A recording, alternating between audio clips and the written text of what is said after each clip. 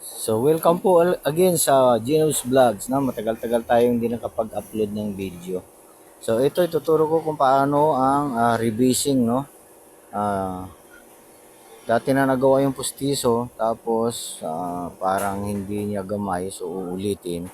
Ngayon hindi na siya hindi na tayo bibili ng ibang ngipin. So ito porcelain kasi ito kaya pwede siyang gamitin uli.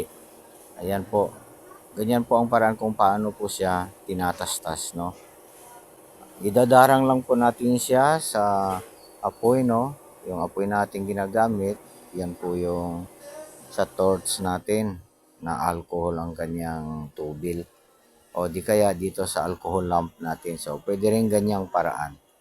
So, pero kung merong torch, pwede siyang i-torch natin sa apoy, no? Hindi po natutunaw yung ngipin kasi porcelain po siya. So, nakakapit siya sa acrylic kaya pag mainit na siya, ayan, madaling tanggalin. Katulad ng ganyan, kinakawit na lang. So, tuloy lang po yung pagdarang hanggang sa matanggal natin lahat siya, matastas natin lahat siya sa acrylic na gums. So, ito guys, full danger kasi ito siya, no? At ang kanyang ngipin is porcelain. So, porcelain nakakapit sa acrylic. Ayan na siya, ganyan siya guys. Ngayon, re-revise natin siya, isisit natin ulit dito sa bagong sukat. Kunin natin, nahulog yung isang ngipin. So, ayan. Pagkatapos nating matanggal siya, siyempre, i-arrange natin siya sa yung central, sa yung lateral, no? Then, ang gagawin natin dito ay pagkatapos natin siyang ma-arrange, ay lilinisin natin siya. Kasi merong iba dyan ng ngipin dahil sa matagal na naidarang sa apoy, parang nagkaroon ng yung bang nangingitim dahil sa usok, no? So, gagawin natin dyan ay lilinisin natin siya katulad nito. Ayan, may itim. So, kailangan natin siyang linisin. So, kuha tayo ng tissue at yun ang gagawin nating pangpunas para matanggal yung parang nangitim dahil sa usok, no? So, kahit na kasi alcohol or denatured alcohol ang ginagamit natin, hindi siya dapat umuusok. Kaya lang siyempre, nasusunog din yung acrylic. Nag-aapoy kaya meron siyang usok kahit pa paano. No? So ngayon, gagamitan natin siya ngayon ng kahit na acrylic liquid ang ipangpunas natin. No? Basahin natin yung cotton o yung tissue ng acrylic liquid. At yun naman ang gagamitin natin pangpunas para mas madali na matanggal yung dumikit na mga maitim or mga usok. So, ganyan lang guys ang paglilinis ng ngipin. So, tandaan nyo guys rebasing kasi ito.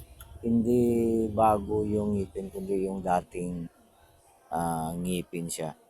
So, take note, pag ang porcelain nagamit na ng matagal ng taon, pag ganito, pag i-rebase natin siya ng ganito, is baka sa init pa lang mabasag na siya, mag-crack na siya dahil sa use na ng matagal. So, ito guys, nag-rebase lang tayo. Itong ngipin na ito ay ibig sabihin ipinagawa ng tao na ito, no, doon sa ibang laboratory tapos hindi niya nagamit dahil sa siyempre masakit. So inabot na ng taon, siguro na naka-standby sa bahay nila.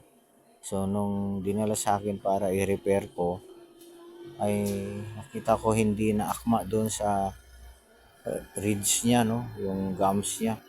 Dahil siyempre maluwag na, natuyo na yung ridge ng tao. So kailangan ng kailangan siyang gawa ng bago or sukatan siya uli ng bago. So, sinukatan natin ng bago. Ngayon, siyempre, para makamura siya, sayang naman yung ngipin na pinagawa niya noon dahil sa porcelain siya. So, in-advise ko or recommend ko, suggest ko na i-rebase na lang natin yung dating ngipin, yun na rin ang gamitin. So, medyo nakamura na siya, no? So, sayang naman kasi kung opera natin ng bago, hindi naman nagamit yung ngipin niya. Ayan, ito dito natin isisit siya sa bagong sukat. So, ito ngayon guys, nalinis na natin. So, magsisimula tayong mag-sit. Ito guys, no, may naituro na ako dati kung paano mag-sit ng upper and lower. So, ito, pagtuloy niyo yung panonood, so, magkakaroon ng recap, no, doon sa pag-sit ng ating sa mga video ko sa pag-sit ng upper and lower. So, ganito, magsisimula tayong mag-sit. Siyempre, central incisor ang una nating gagawing isit. So, meron itong medial line. Ayan, medial line. Now, ginuhitan natin yan. So, para malinaw, guhitan ulit natin ng lapis. Ayan. So, para marker natin yan, para straight, no? Yung medial line natin. Kasi tatagos ang medial line hanggang sa lower. So, after ng dalawang central sa upper, so isusunod din natin yung lower. Ayan, ganyan na yun siya guys. Siyempre, dapat marunong kayo magbasa, no? Or mag-numbering ng mga pontic natin. Mula central hanggang sa last molar. So, anterior to posterior ang tawag yan. Okay. Tuloy nyo lang panonood guys, no? At siyempre, pag walang tiyaga, walang nilaga. Dapat magtiyaga pong manood, no? Ganyan po ang nag-aaral. So, itong sa akin is parang tutorial lang ito, basic tutorial. So, sa paulit-ulit niyo yung panonood ng mga video ko, sigurado po, matututo kayo, no? Okay guys, tuloy lang panonood. Doon sa mga gustong magtanong, so meron tayong comment box dyan. So, comment lang po kayo at sasagutin natin pag nabasa po natin, no? So, meron kasing iba na medyo matagal kong ma-replyan kasi pag hindi ko na-open tong YouTube ko. So, may notification naman po eh. Kaya nakikita ko rin pag nag-open ako. Kaya huwag kalimutang mag-like na sa mga bago, mag-subscribe at saka click yung notification bell para pag meron akong sagot sa mga comment, ma-notify din kayo. No? I-share na rin po para yung iba naman is anong tawag doon? Makinabang din. Okay, tuloy-tuloy lang ang panonood.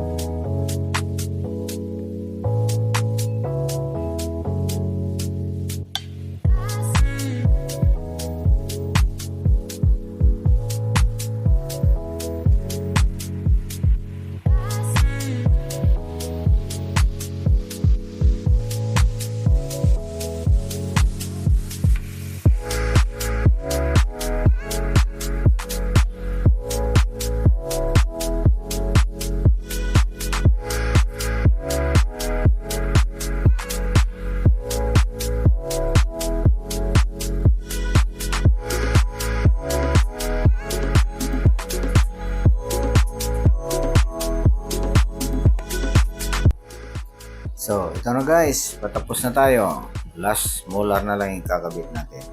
So, pagkatapos nyan, ay konting retouch na lang, no? Alignment. Tingnan natin yung mga nakausli, no? Yung occlusal niya, dapat naka-occlude yung upper at saka lower ng mga molar natin, no? So, tingnan din ng konti yung kanyang alignment. Ayan. So, pag okay na siya, shelve na lang natin, fix natin para hindi na mga tanggalan yung ngipin.